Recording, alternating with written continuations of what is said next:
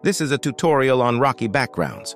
So first, I'm just gonna take some brown and start making general rocky shapes. It doesn't need to be perfect. You'll see why later in the video.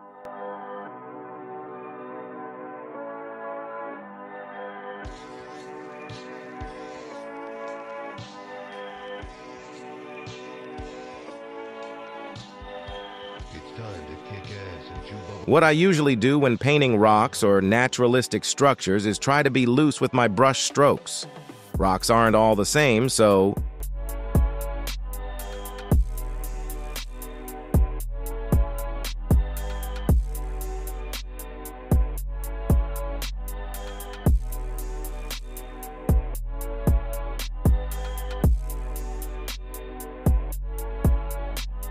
okay, this is what I ended up with. Now to destroy all that meticulous brush strokes by painting a dark black tint over all of it. This is why you shouldn't worry too much about making the rock lines perfect. But let's face it, we can't help it sometimes. We all have this little perfectionist in our heads. Try to water it down because you want your shapes to show through slightly. Now I'm gonna take some light cream and more or less block out the shapes that we've painted before the tint, very loosely, and let some of the black show through. This will give an organic flow to the rocks.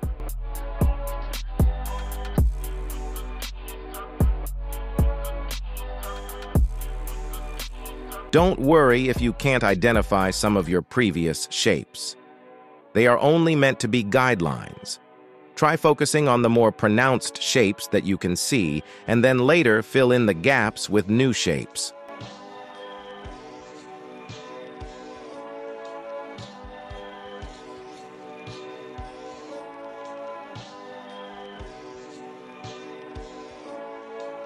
What you'll want to do now is take the cream color and water it down. Then go over the rock shapes, separating each rock clearly by keeping thin black lines in between.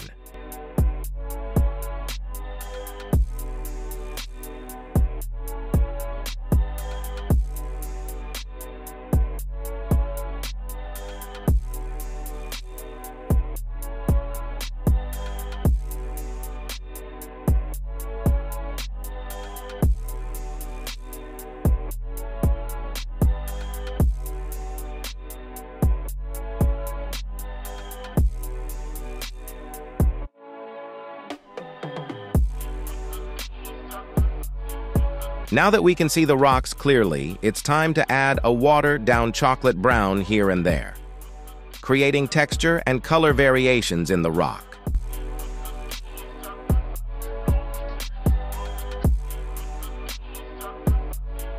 It's always good to use a reference whenever you can and work from there.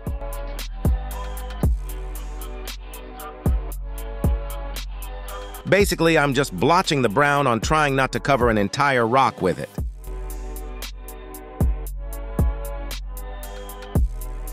Right. Now I'll add some watered-down yellow ochre for color variation.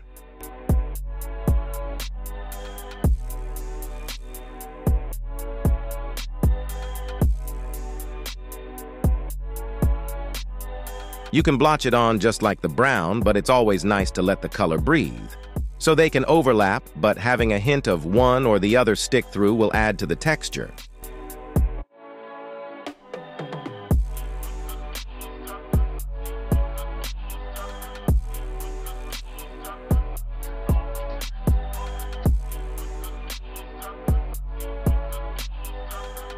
Now with a darker shade of watered-down brown, I'll define the shapes more. So this is where the rock colors come into play and where the shapes, nooks, and crannies start showing up.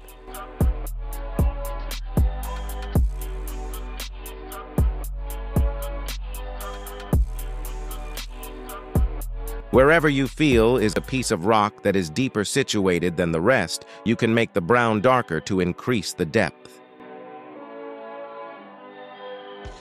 Don't cover the entire surface with a darker brown, as this will cover the areas that you want to have stand out.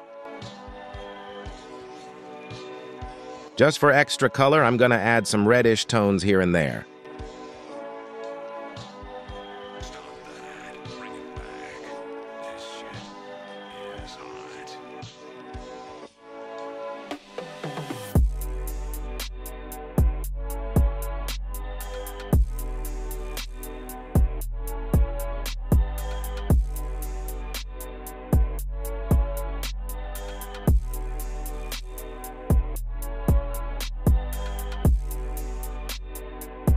The rocks are coming together nicely.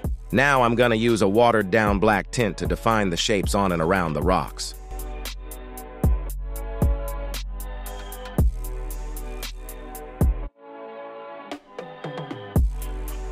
The same principle applies when the cracks or indents are deeper, then the tint needs to be a bit darker.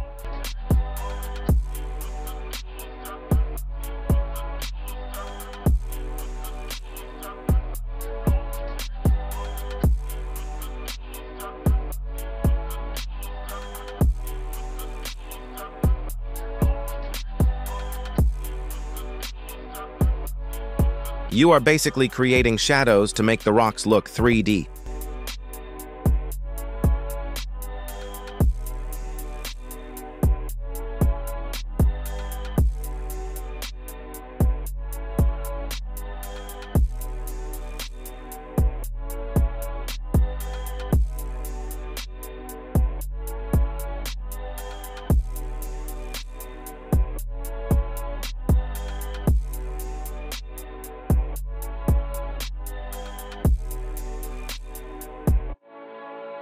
This rock looks like a troll. Now I won't be able to unsee that.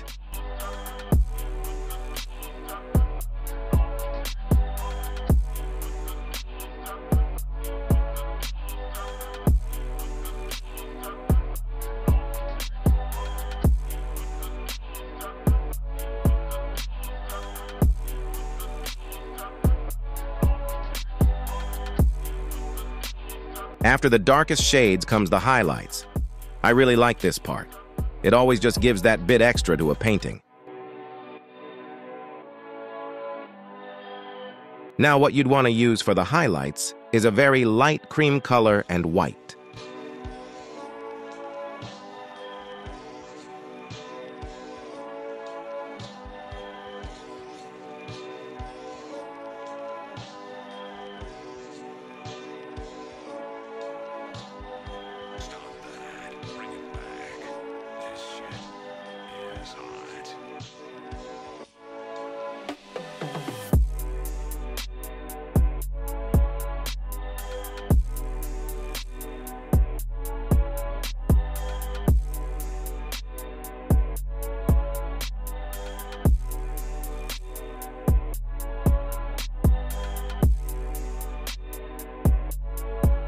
I would like to know if you have any thoughts or questions for this tutorial. Feel free to comment below.